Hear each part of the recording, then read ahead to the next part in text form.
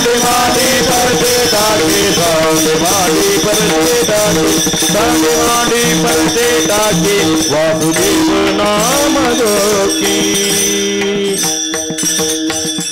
गाली संतासी आसने पूजा करी काया वाचा मने एका जनार्दनी जाणे इच्छिले ते पुरवे अंतकरणातली इच्छा पूर्ण होते महाराज संतांचा स्पर्श जरी आपल्या जीवनाला झाला तरी आपल्या जीवनामध्ये भक्ती निर्माण होते ऐका ज्ञानेश्वर महाराज पैठणला शुद्ध पत्र आणण्याकरता गेलेले ब्राह्मणाने सांगितलं काय नाव तुझं म्हटले ज्ञाना समोरून एक म्हशीचा रेडा चाललेला होता आपल्याला दृष्टांत माहिती आहे मला स्पर्श करून जायचंय अरे तुझं जसं नाव ज्ञान आहे तसं या रेड्याचं नाव देखील ज्ञान आहे जसं तू वेद बोलतो तसा हा वेद बोलेल म्हटले बोलेल ज्ञानदेव म्हणे बोले रे ऋग्वेद त्याच्या मस्तकावर हात ठेवला ऐका बरं का आणि त्याच्या मस्तकावर हात ठेवल्यानंतर तो वेदातला वेद कठीण वेद ऋग्वेद बोलू लागला बरं का बाकीच्या ब्राह्मणांनी पाहिलं काही काहींचे शब्द चुकीचे होते पाठ झालेले त्यांनी ते व्यवस्थित करून घेतले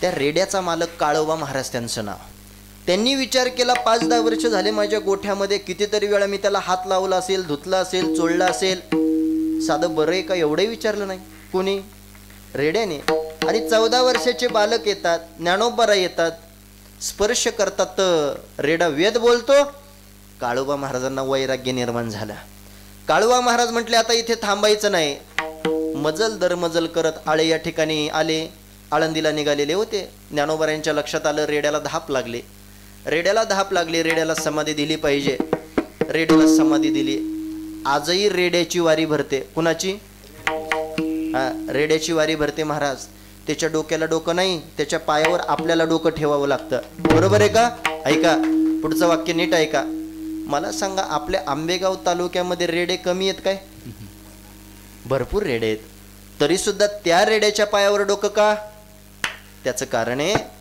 माझ्या ज्ञानेश्वर महाराजांचा स्पर्श त्या रेड्याला झाला आणि संतांचा स्पर्श जर एखाद्या व्यक्तीला होत असेल जडाला होत असेल जीवाला होत असेल तर त्याच्या जीवनामध्ये त्याचं कल्याण झाल्याशिवाय राहणार नाही आणि त्याच्या अंतकरणामध्ये भक्ती वाढल्याशिवाय राहणार नाही विठ्ठल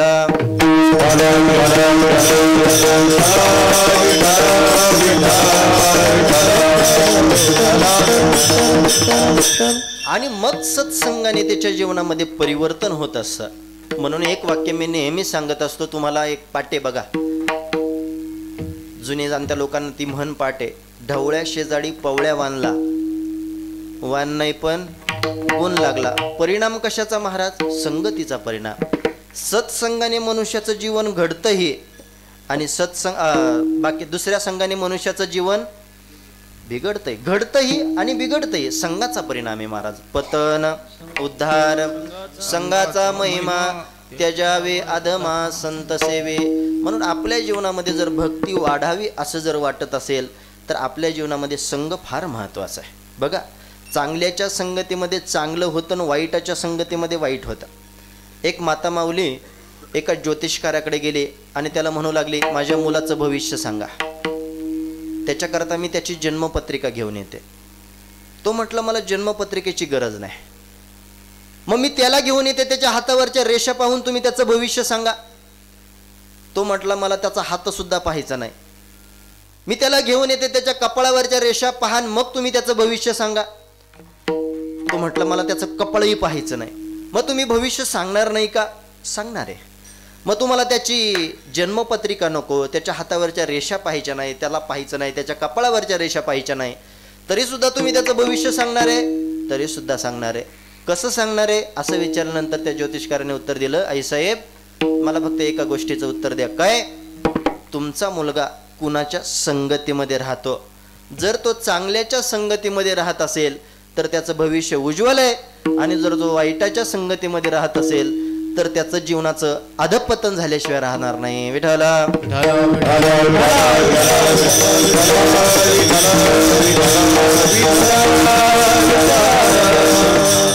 संगतीनेच आपल्याला सगळ्या जीवनामध्ये ज्या काही चांगल्या गोष्टी प्राप्त होतात त्या संगतीने प्राप्त होतात महाराज बघा हे लहान लहान मुलं आळंदीमध्ये शिकण्याकरता आले चांगल्याच्या संगतीमध्ये राहिली की चांगले पखवाजे होतात चांगल्या कीर्तनकाराच्या संगतीमध्ये चांगलं मार्गदर्शन प्राप्त झालं की चांगले कीर्तनकार होतात, प्रवचनकार होतात. परिणाम कशाचा होतो? संगतीचा परिणाम होतो. बघा, आपल्या जीवनामध्ये जर भक्ती वाढावी असं वाटत असेल तर त्याच्याकरता चांगल्याची संगत केली पाहिजे, चांगल्याची संगत केली पाहिजे.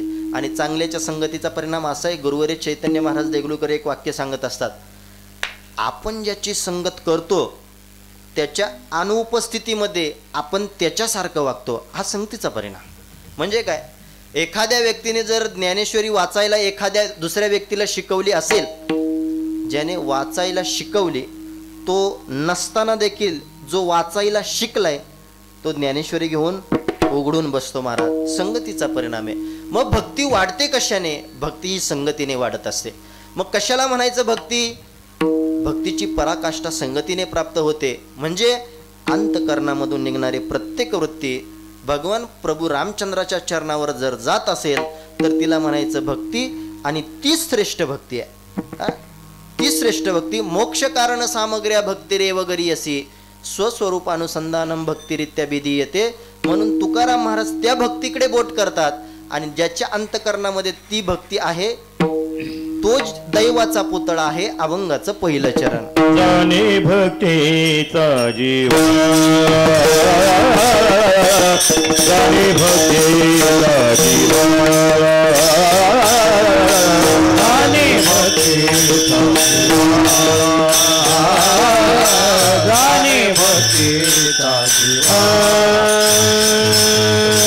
जाणे भक्तीचा जीव, जाने भक्तीचा जीवा, जाने भक्तीचा जीवा, जाने भक्तीचा जीवा. हे तुझी दैवाचा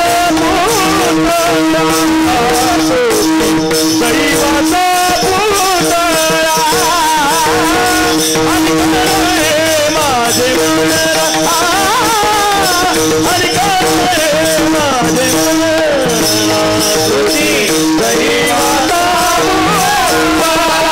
दैवाचा तुझी दैवाचा हरि करे माझे हरि करे माझे.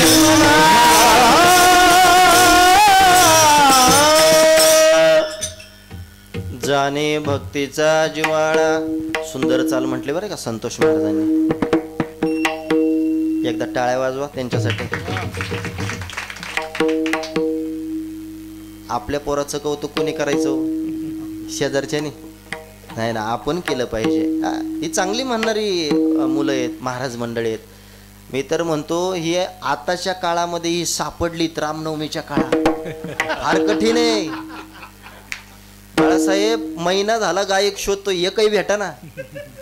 फार कठीण आहे गायक वादकांची संख्या. पण हे गायक वादक आहेत पण स्वभाव चांगले आहेत. काही काही भेटतात पण ते सप्त्यातले कार्यकर्ते म्हणतात पुढच्या वर्षी यांना घेऊन नका येऊ, पुढच्या वर्षी हे दिसले नाही पाहिजे. सुंदरचा. जाणे भक्तीचा जिव्हाळा तोची दैवाचा पुतळा. ऐका, प्रपंच करत असताना माणसाने जाणून प्रपंच केला पाहिजे. परमार्थ करत असताना मनुष्याने जाणून परमार्थ केला पाहिजे. परिणाम काय? जाणून केलेला प्रपंच पश्चातापाकडे घेऊन जात नाही. जाणून केलेला परमार्थ मनुष्याला परमात्म स्वरूपापर्यंत घेऊन जातो. म्हणून जाणून केलं पाहिजे. कोणतीही गोष्ट अजाणतेपणाने केली की त्याचं फळ हातामध्ये भेटत नाही. जाणून केली पाहिजे. बघा, एक तीर्थयात्रेकरू तीर्थयात्रेला चाललेला एका गावामध्ये पोहोचला आणि पोहोचल्यानंतर गावातल्या एका व्यक्तीला कळालं हा जो तीर्थयात्रेकरू चाललाय ना याच्याकडे भरपूर पैसे आहेत.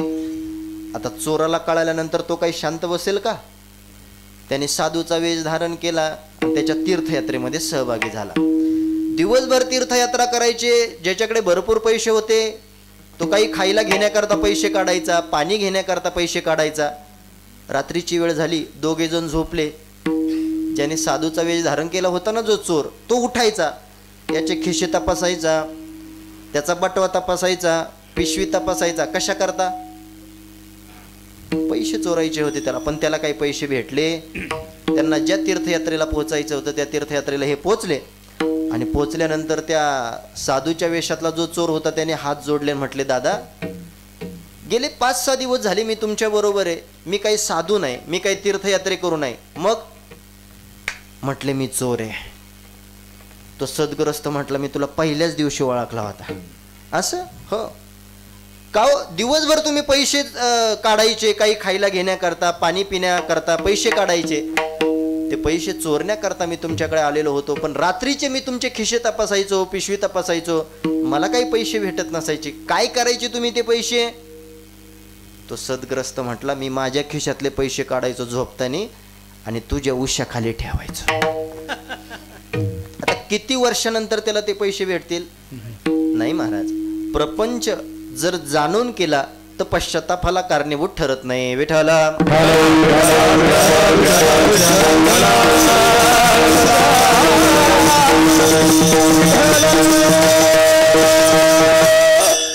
जाणून काही गोष्टी केल्या पाहिजे. तुकाराम महाराज म्हणतात भक्ती कशी असली पाहिजे? जाणून भक्ती केली पाहिजे. बघा तुकाराम महाराजांचं तर असं वचन आहे, तुकाराम महाराजांनी कितकी जाणून भक्ती केली बघा. तुकाराम महाराज म्हणतात देवाची प्राप्ती जंगलातच जाऊन होते असं नाही, देवाची प्राप्ती एका ठिकाणी बसल्यानंतर सुद्धा होते, पण त्याचं चिंतन केलं पाहिजे. ठाईच बैसोनी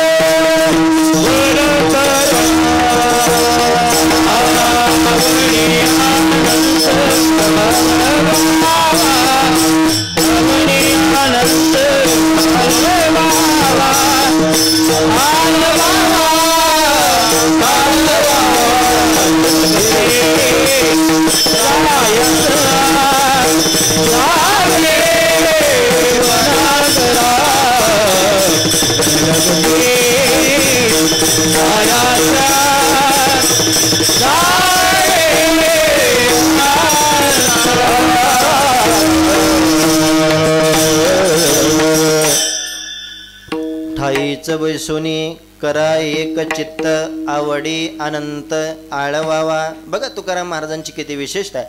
तुकाराम महाराजांनी साधन आपल्या हातामध्ये दिलं, सुलभ साधन सांगितलं. तुका म्हणे सोपे आहे सर्वाहुनी, शहाणा तो धनी घेतो येते. बघा देवाचं नामचिंतन करण्याकरता जर मुखामधून देवाचं नाव येत असेल तर समजून घ्यावं आपल्या जीवनामध्ये काहीतरी पूर्वपुण्य आहे, आपल्या जीवनामध्ये आपण काहीतरी पुण्य केलंय.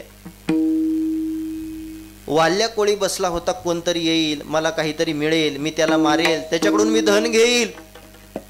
अनेक लोकांना त्या वाल्या कोळ्याने मारलं. आपल्याला दृष्टांत माहिती आहे. नारद मुनी रस्त्याने चालले होते. आता नारद मुनी आले, हे कसं ओळखायचं? नारद मुनींचं प्रसिद्ध भजन आहे. ते भजन ऐकलं की समजून घ्यावं नारद मुनी आले. कोणतं भजन आहे ते? नारायण श्रीमन नारायण श्रीमन नारायण नारायण नारायण नारायण श्रीमन नारायण नारायण.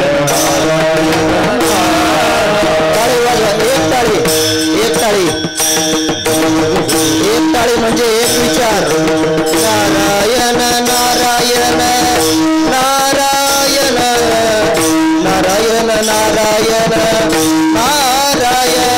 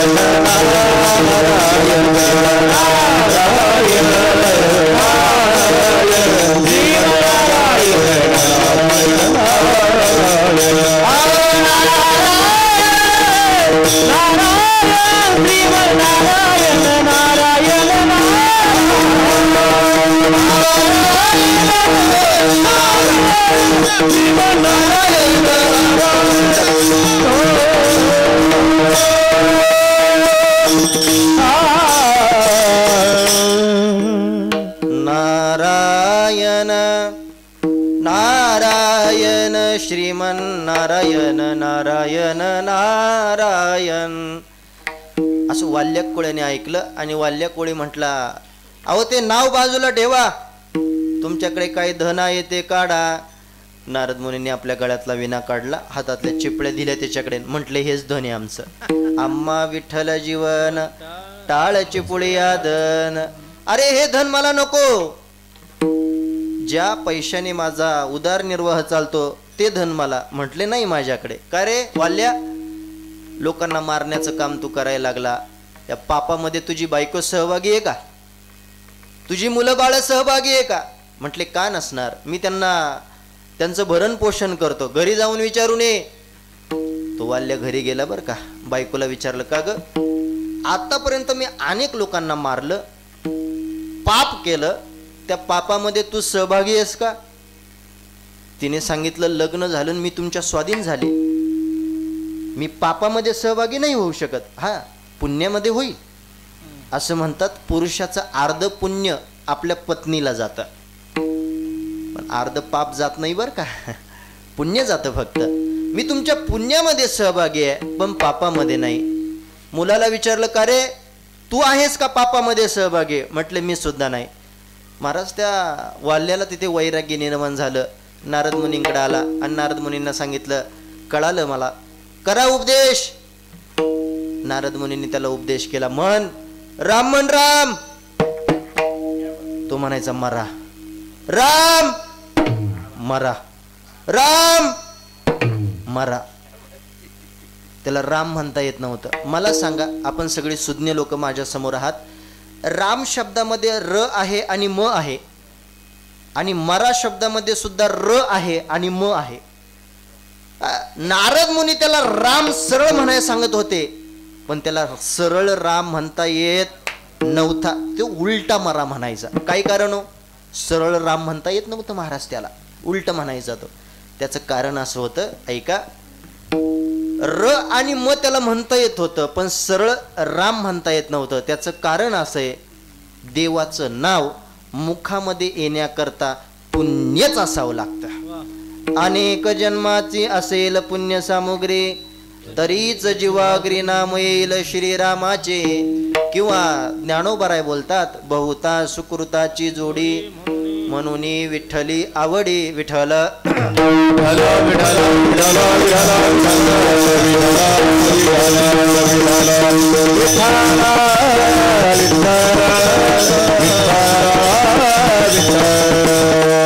म्हणून देवाचं नाव आपल्या जीवनामध्ये फार महत्वाचं आहे महाराज. देवाचं नाव मुखामध्ये आलं की समजून घ्यावं आपल्या भक्तीला सुरुवात झाली. आई गोनाईने सांगितलं नामा आज तुझे वडील नैवेद्य दाखवण्याकरता आज उपस्थित नाहीत.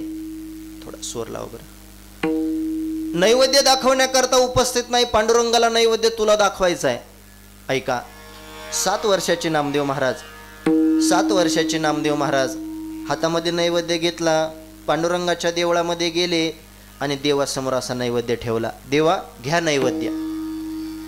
आता काय माहिती नामदेव महाराजांना तो नैवेद्य फक्त दाखवायचा असतो, काय माहित नाही. नामदेव महाराजांना असं वाटलं देव नैवेद्य खातो मग ताट रिकामं घरी येतं. देवा दररोज माझे वडील नैवेद्य दाखवण्याकरता येतात, आज मला यावं लागलं. तू नैवेद्य खात नाही, माझ्याकडून काही चूक झाली का? चूक सांग, दुरुस्ती करतो, पण नैवेद्य खा. नाही तुला नैवेद्य खायचा, किमान या पेल्यामध्ये असलेली जे दूध आहे त्या दुधाचं तरी तू सेवन कर काहीतरी. देव एक नाही दोन नाही, कमरेवरचे हात काढले सुद्धा नाही. 10-5 मिनिटं झाले. ऐका नामदेव महाराजांच्या अंतकरणातली भक्ती बघा.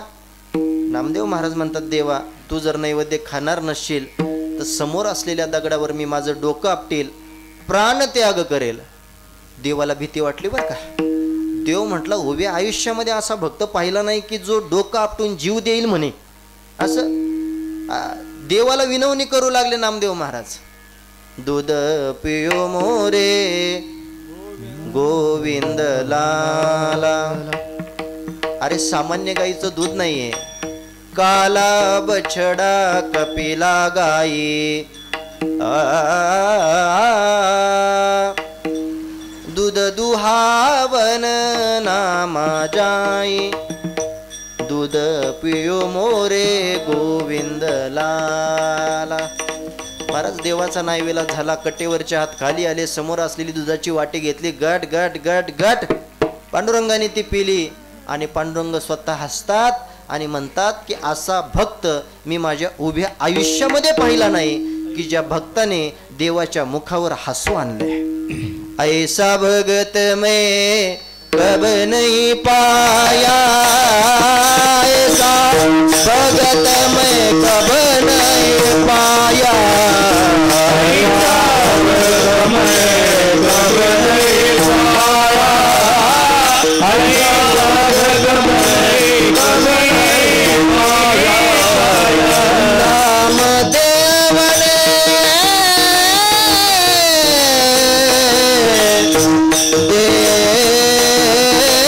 देव हसाया, नामदेव ने देव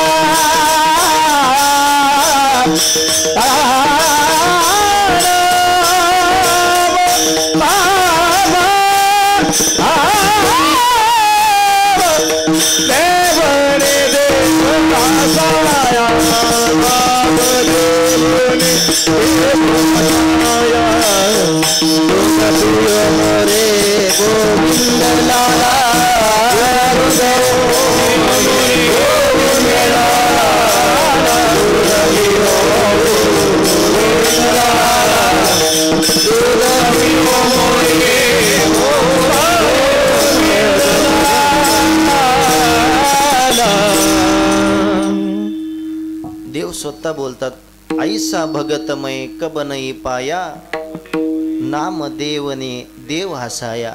वाक्य नीट ऐका. आपल्या जीवनामध्ये असं कर्म करा, इतकं चांगलं काम करा की ते कर्म केल्यानंतर देवाच्या मुखावर हसू येईल. महाराज, संतांच्या मुखावर हसू आलं पाहिजे. महाराज, आपलं बोलणं सोडा, आपला चेहरा पाहिल्यानंतर काही काहींचे चेहरे असे असतात की त्यांचा चेहरा पाहिल्यावर पुण्याला जायला गाडी भेटलीच म्हणून समजा. तुकाराम महाराजांच्या भाषेत सांगू का, फोडिली गोवरी जैशी दिशे, असे चेहरे असतात. अख्ख्या महाराष्ट्राचं टेन्शन यांना आहे की काय असं वाटतं. बघा, आमचे गुरुवर्य विनोदाने सांगतात, काही काहींचे चेहरे असे असतात जसं काय आताच कोणाला तरी पोचून आलाय की काय. देवराम महाराज आमचे गुरुवर्य शिंदे माऊली असं म्हणतात की वैकुंठवासी मामासाहेब दांडेकर असं म्हणायचे, बुवा, परमार्थिक माणसाचा चेहरा असा गुलाबाच्या फुलासारखा टवटवीत असला पाहिजे, चांगला चेहरा असला पाहिजे. आपला चेहरा पाहिल्यानंतर लोकांना आनंद झाला पाहिजे, इतका चांगला चेहरा असला पाहिजे. विठ्ठला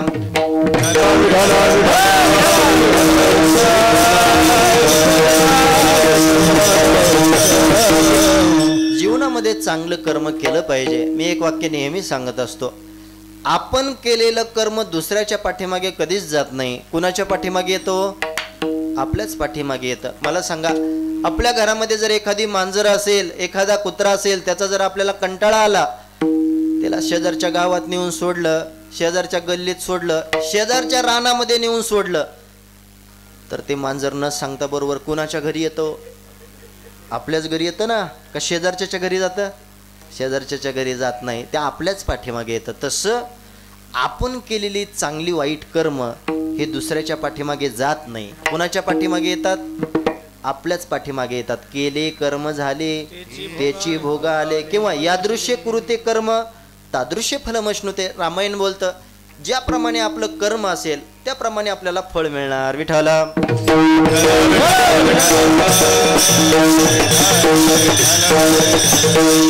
बऱ्याच वेळेला लोक म्हणतात, महाराज आम्ही एवढं चांगलं वागतो, गण लावल्याशिवाय आम्ही बाहेर पडत नाही, तरी आमचं वाईट का होतं? बऱ्याच वेळेला लोक असं म्हणतात बघा. पण त्याचं उत्तर असं आहे महाराज, आपण 99 कामं चांगली करतो, पण 100 काम चुकीचं करतो, आणि ते 100 चुकीचं काम केल्यामुळं 99 चांगल्या कामावर ते पाणी फिरवत आहे. रामायणातला प्रसंग आहे. प्रभू रामचंद्राचा जन्म उत्सव जवळ आहे. प्रसंग फार गोड आहे. हनुमंतराय लंकेमध्ये गेले, आणि लंकेमध्ये गेल्यानंतर सगळ्या लंकेमध्ये पाहिलं, कुणाच्याच घराच्या समोर तुळशी वृंदावन नाही. कुणाच्या घराच्या समोर तुळशी वृंदावन नसतं सांगू का? जे राक्षस असतात त्यांच्या घराच्या समोर तुळशी वृंदावन. आणि तुकाराम महाराजांची भाषा आहे. महाराज म्हणतात, ज्याच्या घराच्या समोर तुळशी वृंदावन नाही त्याला मी घर म्हणायला तयार नाही. जयाचे द्वारे तुळशी वृंदावन नाही, ते स्मशान घर जाना. स्मशाने महाराज ते घर नाही. पण हनुमंतरायांनी संपूर्ण लंका पाहिली, एका घराच्या समोर तुळशी वृंदावन दिसलं. त्या घरामध्ये गेलं पाहिजे. घराच्या बाहेर गेले, आतमधून आवाज आला, श्रीराम जय राम जय जय राम. अरे माझ्या प्रभूचं नामचिंतन कोण करतंय? आतमध्ये गेले. विभीषण प्रभू रामचंद्राच्या नामामध्ये तल्लीन झाले. श्रीराम जय राम जय जय राम. उठवलं, कोण तुम्ही? म्हटलं मी रावणाचा भाऊ विभीषण आहे. असं, तुम्ही कोण? म्हटले मी हनुमंतराय. नाव ऐकलंय तुमचं. 2 भक्त एकत्र आले, दोघांनी एकमेकाला आलिंगन दिलं, आणि विभीषणाच्या डोळ्यात पाणी आलं. तुम्ही ऐकताय ना सगळे? विभीषणाच्या डोळ्यात पाणी आलं. विभीषण म्हणतोय, हनुमंतराय माझं काय चुकतंय हो? मी प्रभू रामचंद्राचं नामचिंतन करायला लागलो, भक्ती करायला लागलो, सगळ्या गोष्टी करतोय मी, ठीक आहे. प्रभू रामचंद्र माझा स्वीकार करतील का? मी रावणाचा भाऊ आहे, राक्षस कुलामध्ये माझा जन्म आहे. असं ऐकल्यावर हनुमंताच्या डोळ्यात पाणी आलं. हनुमंत म्हणतात, अहो तुम्ही तरी राक्षस योनीमध्ये जन्माला आलात, आमच्याक बघा, आमचं लोक लवकर नाव सुद्धा घेत नाहीत. का म्हणतोय कोण लवकर माकड? अहो मरकट योनीमध्ये आमचा जन्म झाला तरी सुद्धा प्रभू रामचंद्रांनी आमचा स्वीकार केला ना. तुम्ही तर प्रभू रामचंद्राची भक्त आहे, तुमचा स्वीकार देव का करणार नाही? काय चुकतंय माझं? बिभीषण विचारतायत. हनुमंतरायांनी निरीक्षण केलं, सूक्ष्मचिंतन केलं आणि हनुमंतराय बिभीषणाला सांगतात, बिभीषणजी तुम्ही नामचिंतन करताय, भक्ती करताय, सगळ्या गोष्टी चांगल्या आहेत, पण एक गोष्ट अजून चुकीची सोडली नाही. कोणती? अजून तुम्ही रावणाला सोडलं नाही. रावणाला अजून तुम्ही सोडलेलं 99 कामं चांगली केली, ठीक आहे हो, पण एक रावणाला न सोडणं, चुकीचं काम करणं न सोडलं तर ते 99 कामावर पाणी फिरवतंय. विठ्ठला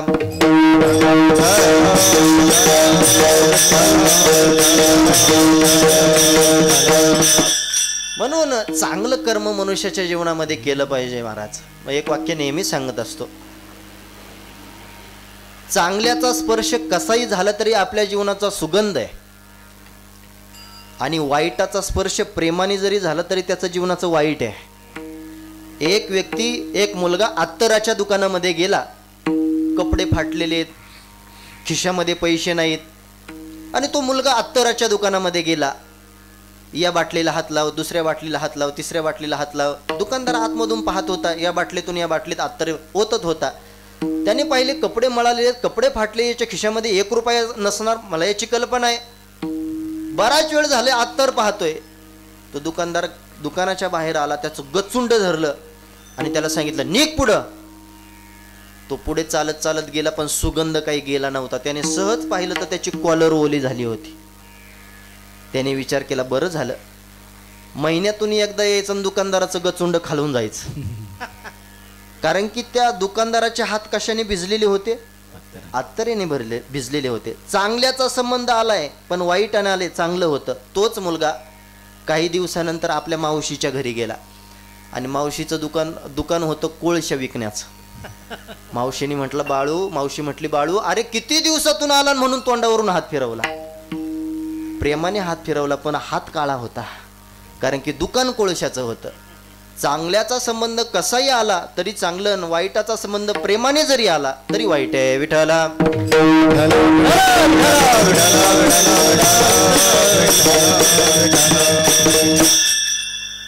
भिंतीला फक्त ज्ञानेश्वर महाराज चल एवढा शब्द म्हटले, परिणाम काय झाला? चालवेले जळ भिंती हरली चांगल्याचे प्राणे, हरली जळ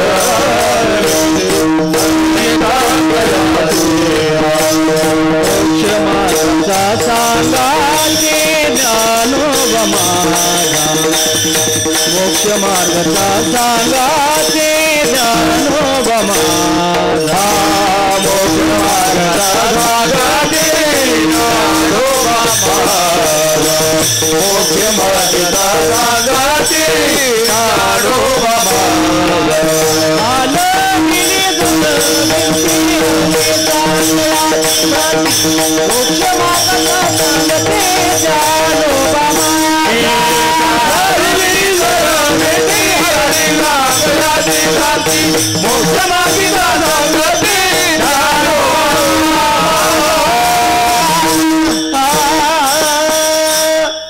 काय गोड वर्णन केलं एकनाथ महाराजांनी. ज्ञानोबा माझा पूर्ण अभंग बघा. साधकाचा माय बाप दरुशाने हारे ताप, सर्वाभूती सुख रूप ज्ञानोबा माझा. माझा व्यक्ती कधी म्हणतो, एखादी गोष्ट जर आपल्या जवळची असेल, घरातली असेल, तर आपण म्हणतो माझा मुलगा माझा आहे, माझा आहे, कीर्तन माझं आहे, नारळ माझं आहे, पाकिट आमचं, आपलं माझंच म्हणतो ना, म्हणत नाही. ऐका, माझा हा शब्द हा आपुलकीचा असतो, प्रेमाचा असतो. आणि आमचे गुरुवर्य प्रेमाची व्याख्या सांगतात, नीट ऐका. प्रेम कधीही एकतर्फी नसतं. आजच्या मुलांनी त्या प्रेमाची किंवा प्रेमाचा दर्जा खाली आणला, तो विषय सोडा. प्रेम म्हणजे काय? प्रभू रामचंद्राच्या समोर गेल्यानंतर प्रभू रामचंद्राला सांगावं, देवा मी तुझ्यावर फार प्रेम करतोय, याला प्रेम म्हणत नाही.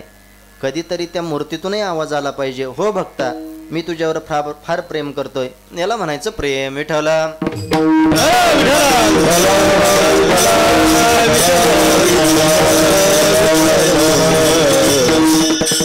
नामदेव महाराजांनी केलेली भक्ती आहे महाराज, कोंडाजी बाबांनी केलेली भक्ती आहे. आपण सर्वांनी कोंडाजी बाबा डेरे यांना पाहिलेलं आहे.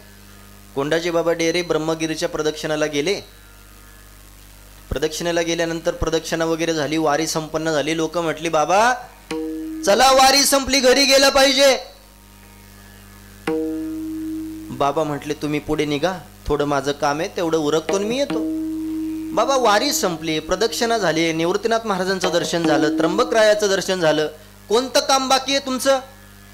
म्हटले मला नित्यनेमाचे अभंग पाठ करायचे. घडलेली घटना आहे बरं का बाबांच्या जीवनातली, आपण चरित्र वाचा लक्षात येईल. बाबांनी विचार केला जोपर्यंत माझे नित्यनेमाचे अभंग पाठ होत नाही तोपर्यंत मी पर्णकुटी पाहणार नाही. ज्या पर्णकुटीमध्ये महाराज 3 वर्षाचा राहण्याचा योग मला आला, पर्णकुटीवर मी जाणार नाही, वैष्णोधामला मी जाणार नाही. बाबा ब्रह्मगिरीवर गेले असं म्हणतात. एक झाड पाहिलं उंबराचं, त्या झाडाच्या खाली बसले, अनुष्ठान मांडलं आणि बाबांनी विचार केला जोपर्यंत माझे नित्यनेमाचे अभंग पाठ होत नाहीत तोपर्यंत मी अन्नही ग्रहण करणार नाही आणि पाणीही ग्रहण करणार नाही. मला सांगायला अभिमान वाटतो, बाबांनी भूक लागली तर उंबराची कच्ची पिकलेली फळं खावीन, अभंग पाठ करावे. बाबांनी नित्यनेमाचे अभंग फक्त 45 दिवसामध्ये पाठ केले. किती दिवसामध्ये?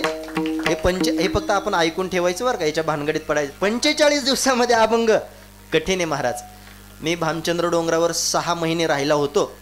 मला दररोज 20 ओव्या पाठांतराला होत्या आणि मगच जेवायची अथॉरिटी होते, म्हणजे परवानगी होते. माझ्याबरोबर एडशिकर फाडाचा एक मित्र माझ्याबरोबर अभंग पाठ करण्याकरता होता. दररोज 20 ओव्या मी पाठ करायचो ज्ञानेश्वरीच्या.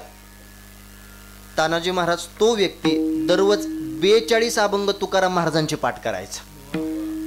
नंतर गाथा पाठ केली ना, आता UPSCची परीक्षा जाऊन काहीतरी तो IPS UPS काहीतरी तो झालाय. आता काही काहींची काही मेधाबुद्धी असते बघा. असं म्हणतात कोंडाजी बाबा एक पाठी होते. म्हणजे काय हो बघा, काही जुनी जाणती लोक अजून पण आहे, त्यांना वाचता येत नाही पण त्यांचा काकडा वाचता येतं, त्यांच्यापेक्षा चांगला पाठ आहे. याला म्हणायचं एक पाठी व्यक्तिमत्व. गुरुवर्य कोंडाजी बाबा डेऱ्यांसारखे संत आपल्या भागामध्ये होऊन गेले, आपलं भाग्य आहे महाराज. कोंडाजी बाबांचं पहिलं कीर्तन आपल्याच तालुक्यात पोखरी या गावामध्ये झालंय. बाबांचं गोड चरित्र आहे महाराज. आपण हा सप्ताह करतो, गेले 64-65 वर्ष आहे, मला वाटतं 68 वर्ष आहे. हे सप्ताह करतो, कथा कीर्तन करतो. कशा करता?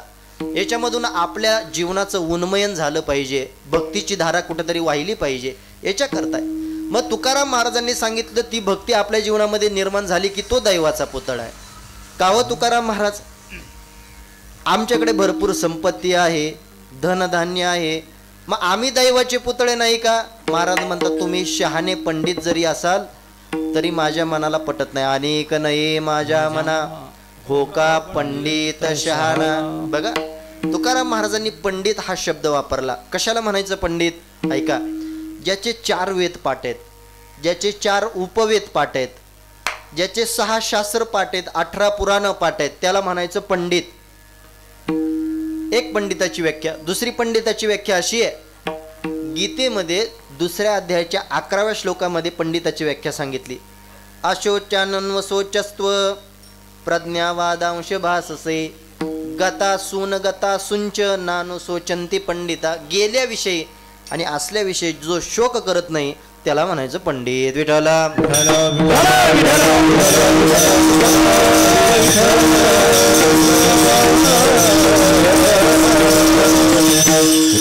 म्हणून तुकाराम महाराज म्हणतात अनेक नये माझ्या मना हो का पंडित शहाणा. तुकाराम महाराजांनी सांगितलं अनेक नये माझ्या मना. तुकाराम महाराज म्हणतात दुसरं काही आठवत नाही, दुसरं काही आवडत नाही. महाराजांचं प्रमाण आहे.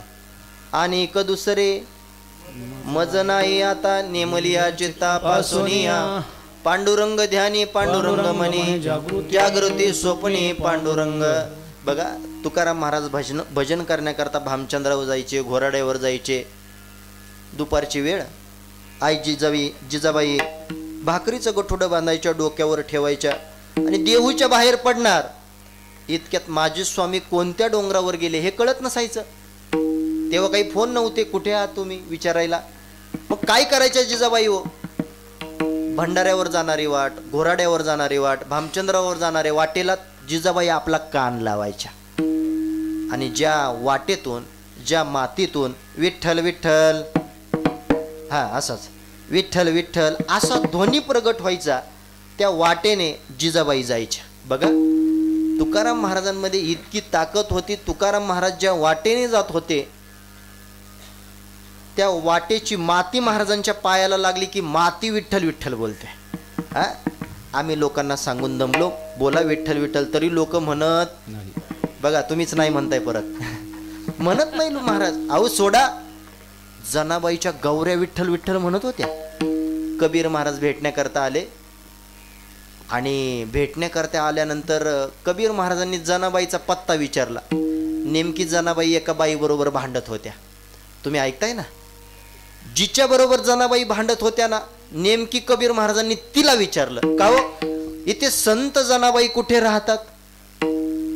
ती बाई वैतागलेली होती. ती म्हटली, अहो जनी आणि संत हे बघा माझ्या बरोबर भांडते, ही कसली संत? कबीर महाराजांना सुद्धा संशय निर्माण झाला बरं का. माणसाच्या जीवनामध्ये काही झालं तरी चालेल, पण संशय निर्माण होता कामा नाही. पतीचा पत्नीविषयी संशय नको, पत्नीचा पतीविषयी संशय नको, पाप आहे. संशयावनी थोर अनेक पाप नाही गोर.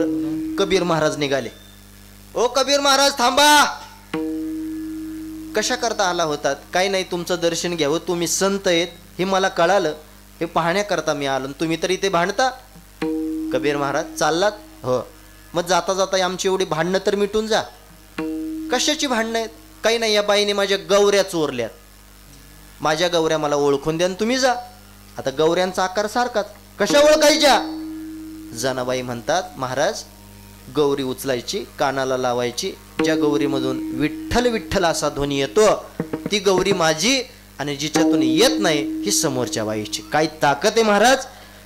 कबीर महाराजांनी गौरी उचलावी, कानाला लावावी, त्याच्यामधून विठ्ठल विठ्ठल ध्वनी यावा आणि ती गौरी जनाबाईकडे सुपूर्द करावी. बघा, संत स्त्री आहे की संत पुरुष आहे हे महत्वाचं नसतं, त्यांच्या अंतकरणातला बोध महत्वाचा असतो. विठ्ठल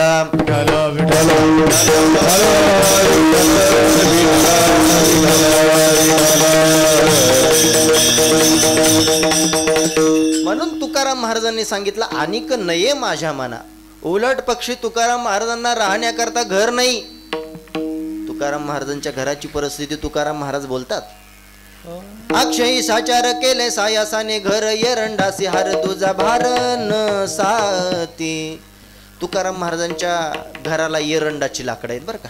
आपल्यापैकी कोणाच्या घराला असं आहे? नाही महाराज, आपली परिस्थिती चांगली आहे.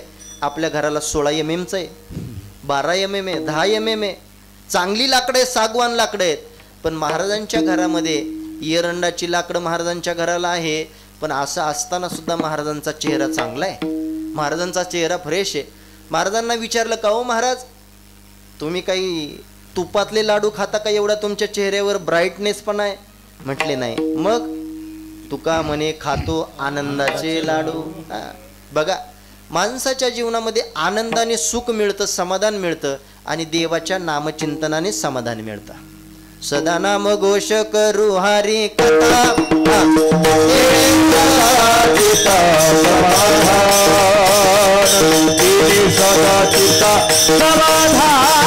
समाधान, सदा सदा चित्ता समाधान,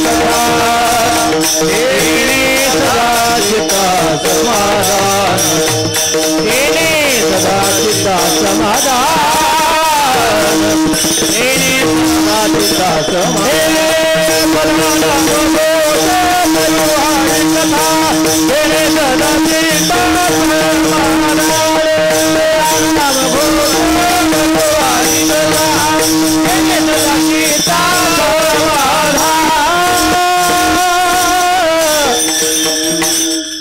समाधान माणसाच्या जीवनामध्ये फार महत्वाचं आहे. अगदी माझ्याकडे 10-5 मिनिटं शिल्लक आहे. बघा, आपण किती चांगला प्रपंच केला, आपण किती चांगला परमार्थ केला, हे कशावरून सिद्ध होतो? आपल्या अंतकरणामध्ये समाधान आहे का याच्यावरून सिद्ध होतं. बऱ्याच वेळेला माझी परिस्थिती चांगली व्हावी, परिस्थिती चांगली व्हावी याच्याकरता मनुष्य रात्रंदिवस प्रयत्न करतो की नाही? केला पाहिजे, भरपूर पैसे कमवले पाहिजे. आपल्या वैदिक धर्मामध्ये भरपूर पैसे कमवा असं सांगितले, पण कमवलेला पैसा कधीही अनितीचा नसला पाहिजे, नीतीचा असला पाहिजे. माझी परिस्थिती चांगली व्हावी याच्याकरता मनुष्य रात्रंदिवस प्रयत्न करतो आणि एक दिवस असा उजडतो महाराज की त्याची परिस्थिती चांगली होती बरं का, पण त्याची मनस्थिती बिघडलेली असते. मग मला सांगा, बिघडलेल्या मनस्थितीमध्ये सुधारलेल्या परिस्थितीचा आनंद घेता येतो काय? घेता येत नाही.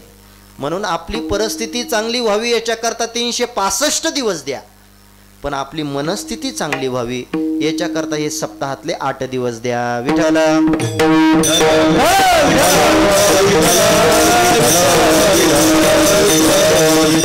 एक दिवस असा उजाडणारे लोक तुम्हाला विचारणार नाही तुमच्याकडे संपत्ती किती आहे. लोक आपल्याला 2 गोष्टी विचारतात, महाराज तुमची आता मुलं काय करतात आणि आता तुमची तब्येत कशी आहे, तुमच्या मनामध्ये समाधान आहे का?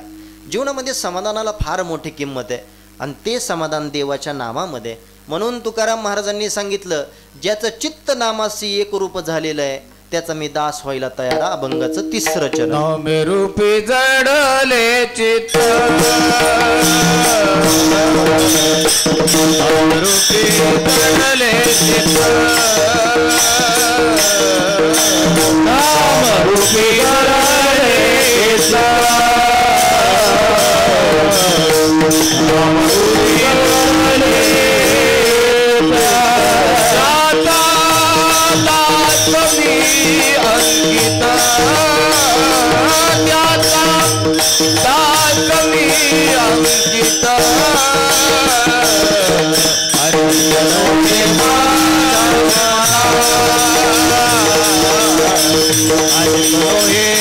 माझे मना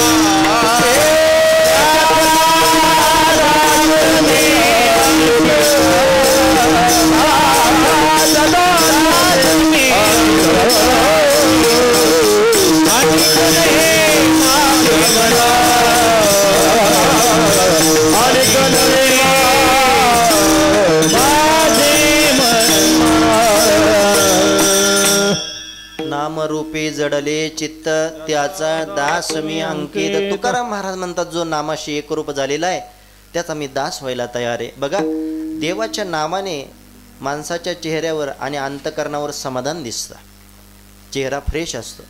आता आपण ही लहान लहान साधक मंडळी, महाराज मंडळी टाळ वाजवतात, यांचे चेहरे बघा बरं, कोणाच्या चेहऱ्यावर टेन्शन दिसतंय का? नाही ना, आहे का टेन्शन? नाही महाराज. गेले 20 वर्ष झाले मी आळंदीमध्ये राहतो, अनेक कीर्तन करतो, अनेक मुलं साथीला असतात, पण कोणत्याच पोराचा चेहरा पडलाय असं मला कधीच जाणवलं नाही. का? ही ताकद माझ्या ज्ञानोबरायांची महाराज. अहो, कोरोनाच्या काळामध्ये इतके हाल होते, पण कोण उपाशी राहिले काय महाराज? कोणी उपाशी नाही राहिलं. मी जेव्हा जोग महाराज संस्थेमध्ये शिकण्याकरता होतो तेव्हा शेल पिंपळगावला माझी मधुकरी होती. वारा असो, ऊन असो, पाऊस असो, कशाचीच तमा न बाळगता ती मधुकरी आणावी, मगच खायला भेटत होतं. गेले 4 वर्ष आम्ही ते काबाड कष्ट करून कमवलेली ही ज्ञानाची संपत्ती आहे. या मुलांच्या चेहऱ्यावर समाधान का दिसतं माहिती आहे का? माझ्या ज्ञानेश्वर महाराजांनी मधुकरी मागितली, ज्ञान कमवलं, आणि ज्ञानाची भूमी आळंदी आहे आणि आळंदीमध्ये कोणत्याच गोष्टीची कमी नाही. हा, ज्ञानोबा तुकाराम, संध्याकाळी गुलाबजाम, कशाचीच कमी नाही महाराज, कशाचीच कमी नाही. हे समाधान कशाचं असेल तर ते ज्ञानेश्वर महाराजांच्या नावाने मिळतंय. ज्या ज्ञानेश्वर महाराजांना एकेकाळी खाण्याकरता भेटलं नाही, लोक त्या ज्ञानेश्वर महाराजांच्या नावाखाली आम्हाला हे घ्या, भरपूर खा असं म्हणतात. काय ज्ञानोबरायांची ताकद आहे ती. सगळ्या गोष्टी कशाने प्राप्त होतात तर नामाने प्राप्त होतात. नामरूपी जडले चित्त, त्याचा दास मी अंकित. तुकाराम महाराज म्हणतात, जो नवविध प्रकारची भक्ती जाणतो तो शुद्ध भक्ती जाणतो. अभंगाचं शेवट. तुका म्हणे नवविध, तुका म्हणे नवविध,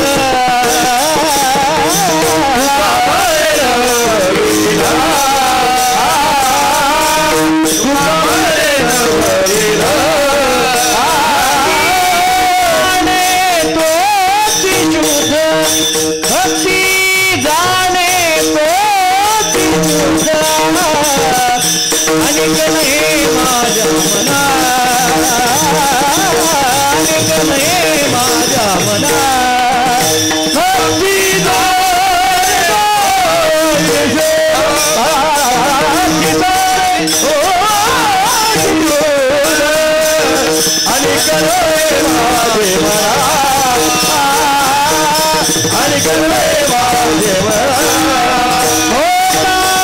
पंडित जाना होता पंडित जाना अनिक नाही माझ्या मनात अनिक नाही माझ्या मनात पंडिता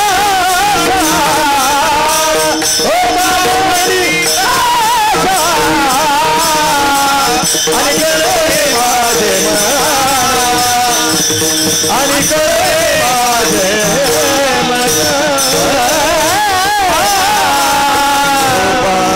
रखुमाई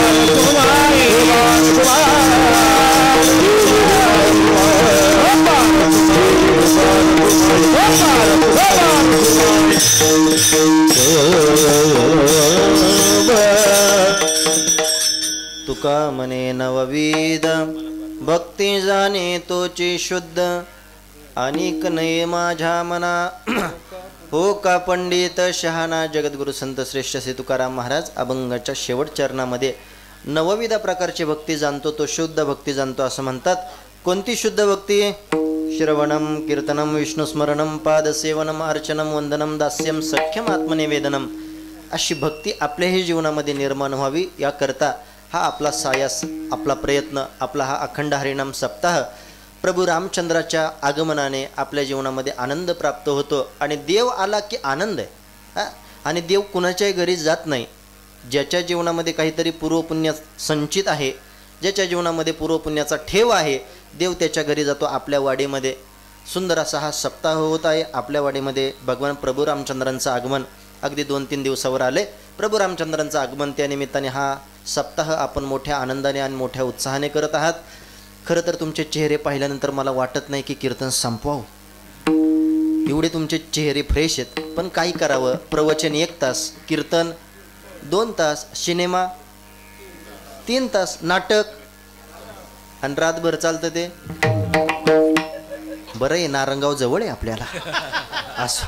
असं झालेली सेवा भगवान परमात्म्याच्या चरणी समर्पित करत असताना ज्यांच्यामुळे येथे येण्याचा योग आला, माझ्यावर मुलासारखं प्रेम करणारे, भावासारखं प्रेम करणारे आमचे बाळासाहेब असतील, त्याचप्रमाणे देवराम महाराज असतील, तुम्ही सगळेच श्रोतूवर्ग असतील, त्याचप्रमाणे फदालेवाडीमध्ये आलोन कोकाटे महाराजांची आठवण झाली नाही असं होत नाही.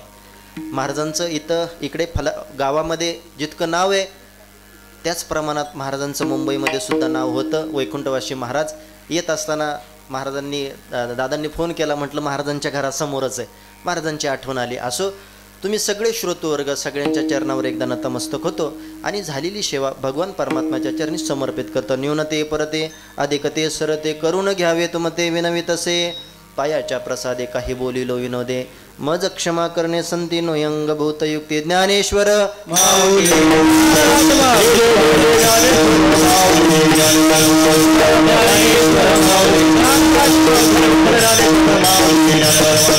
विठाल